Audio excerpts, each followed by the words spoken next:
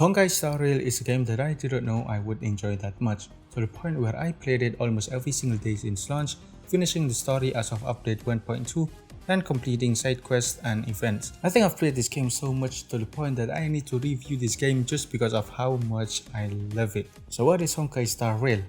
Well, as you might have guessed from the title itself, it is indeed another MiHoYo game. You know, the ones behind Honkai Impact and Genshin. Yeah, that one. This one has a few differences from the other two games that I mentioned.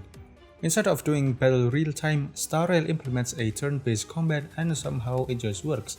But we'll get to the combat a little bit later. Honkai Star Rail has been out for almost 4 months, I think. I played it since release, which was around the end of April. It's at version 1.2 and it is getting regular content updates. To make the review more concise, I will have timestamps if you wanna go ahead and skip some parts that you might already know about, but I do recommend watching from start to end because you know, YouTube loves their watch time retention. Anyways, let's start with the story. And of course, when I say story, I mean there will be spoiler ahead, so be prepared, or if you're a coward, then feel free to skip this part. I'm joking first. Or am I? Basically, the story is simple. We are a cube who got brought to life thanks to these two people. And did I mention Mommy? After being brought back to life, the owner of the space station that we're in, yes, I forgot to mention that Star Rail takes place in space. I know, amazing, right? Star, get it? Because stars are in space?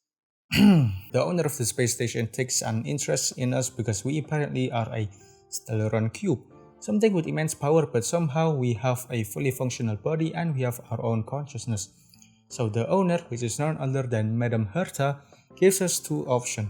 Conduct experiments using us so she can know more about us and the Stellaron cube, or we can refuse and just be a regular scientist aboard the space station. The twist here is we actually have one choice. To let her do experiments to us because choosing the other option is just an Easter egg. This Easter egg basically ends the game, similar to how some games have a hidden ending, like in Far Cry. I remember in Far Cry 5, which is the latest Far Cry game I played, there was a secret ending where in the very beginning of the game, if you chose not to arrest the main villain, then the game just gives you a short cutscene and instantly throws you to the credits. We're leaving, Rook. What the fuck are you doing? What are you doing? What the fuck are you doing? Sheriff, get back there. Shut up and listen! You put those cuffs on him. None of us get out of here alive. I will have you all arrested. So be it.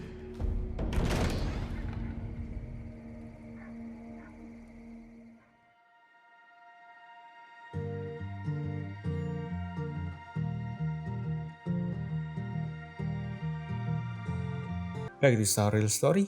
After agreeing to Herta's plan, we join the Extra Express, which is our team. The Extra Express is also a giant space train and is used to explore the galaxy and see other Stellarons.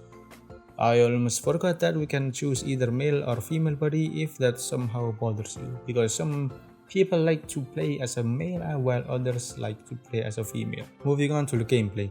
It's like Genshin but not open world. We can freely move our characters through parts of the map, interacting with NPCs, buying stuff from vendors, or just enjoy the scenery. At any time we can access the menu, which will bring up this screen. Through this we can access missions, inventory, etc. Or you can quick access it anytime during regular gameplay by pressing the shortcuts. You get the idea. Some parts of the map are safe zones where no enemies will spawn, and some are filled with enemies. And speaking of enemies, we'll talk about the combat aspect of Star Rail, which is, I think, where this game differs from Honkai Impact and Genshin. This is how combat system works. As I told you before, this is a turn-based RPG. So basically, this is your basic attack and this is your skill. This over here is the order of return. So after a Silver Wolf attacks, which is this little kid, then it's gonna be Herta, then it's gonna be the enemy, it's gonna be Natasha, and then so on and so forth. The order of which a unit attacks is from top to down, and there is also this circle thing. So this is your ultimate bar, and as soon as it fills up, you can use your ultimate anytime, even when the enemy is taking their turn. For example, let me just show you real quick. I hope this fills up Silver Wolf's ultimate bar, so let's use it. Okay, so now we can use this ultimate. As you can see, it glows up and it shows this like particle effect. So even when we're at Herta's turn, we can actually use the ultimate. We can actually use Silverwolf's ultimate. From the overworld view where we get to see the enemy weakness in general, this is actually each of the enemy's weakness. For Herta, let's just actually use her AoE skill. And now we also got her ultimate. Oh yeah, something about the ultimate is that you can chain ultimates together. So if you have 4 of these ultimate available, you can use from 1 to 4. So you can chain Silverwolf to Herta, and then to the Trailblazer, and then to Natasha's. So you don't have to actually like use this and then wait for an enemy turn, then use this. No, it just adds up. So what I'm actually going to do is just show you how the ultimate chain works.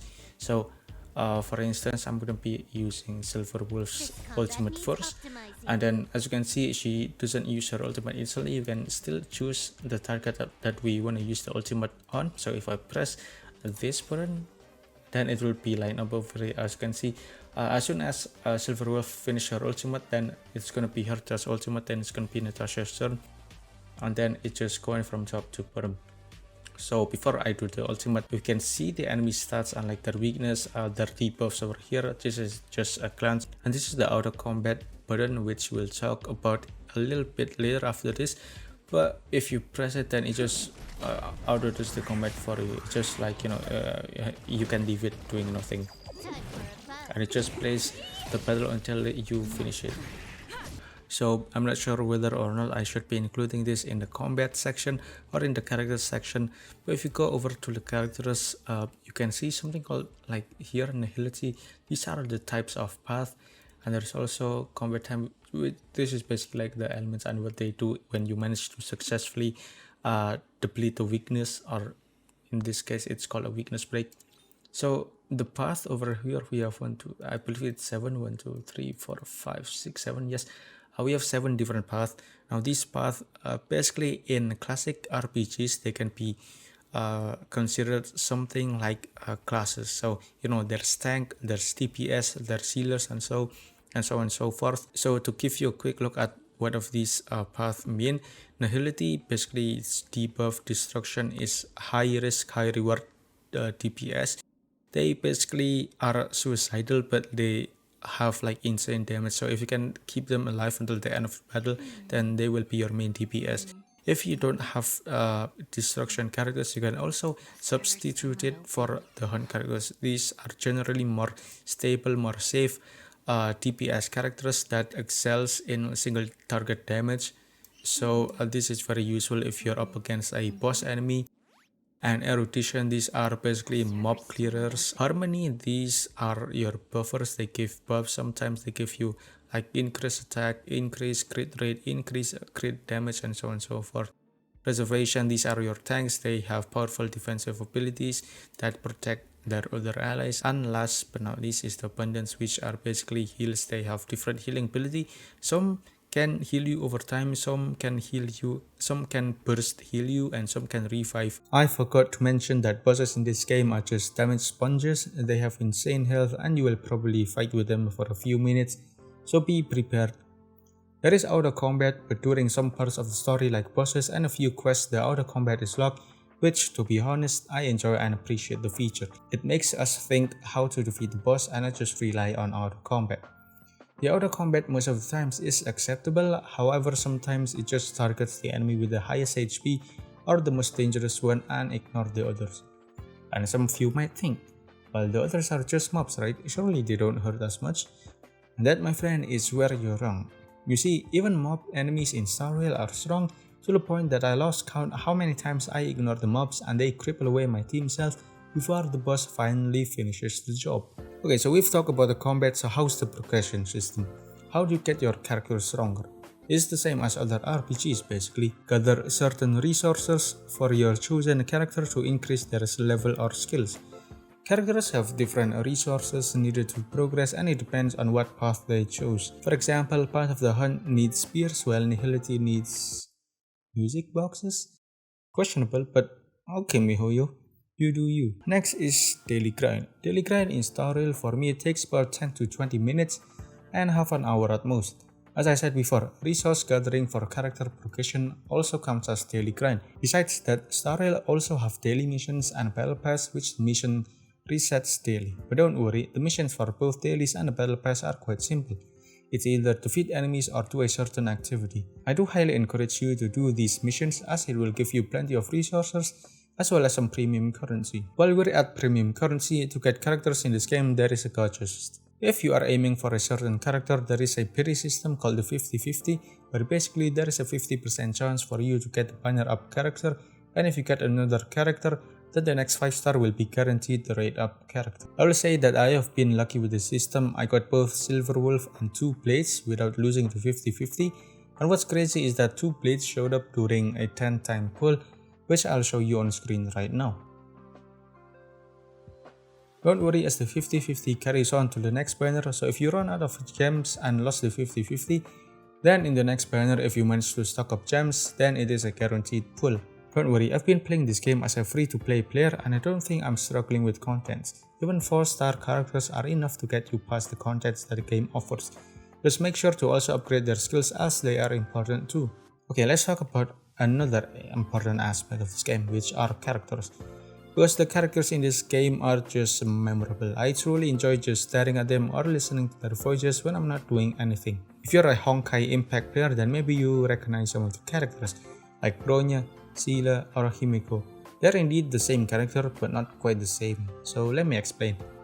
Star Rail Bronya isn't the same as the Bronya in Honkai Impact, if that makes sense. The design is the same, but they don't share the same story. The only person that literally comes from Honkai Impact is none other than Wild Yang.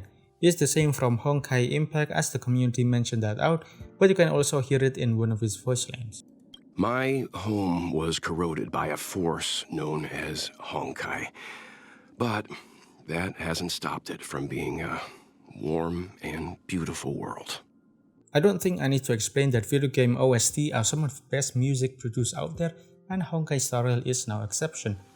Whether it's just taking a walk around the space station or battling bosses, the music is top notch. There is a point in the game where battle music hits so hard that there is even vocal in the OST.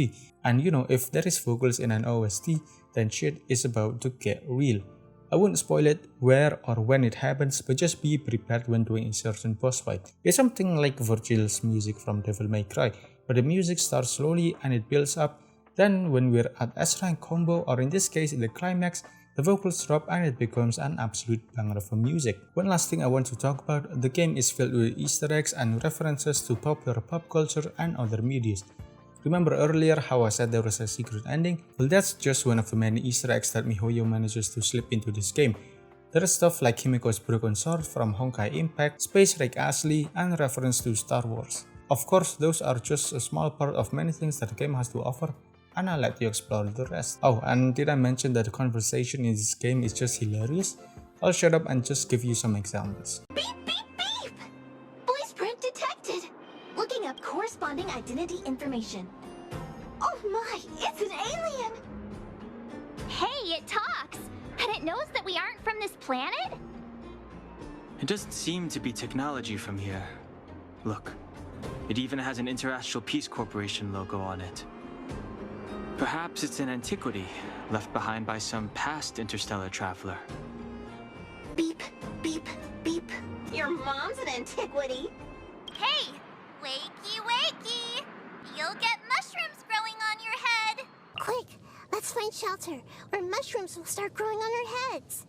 Of course we want to help. We care about other people too, you know.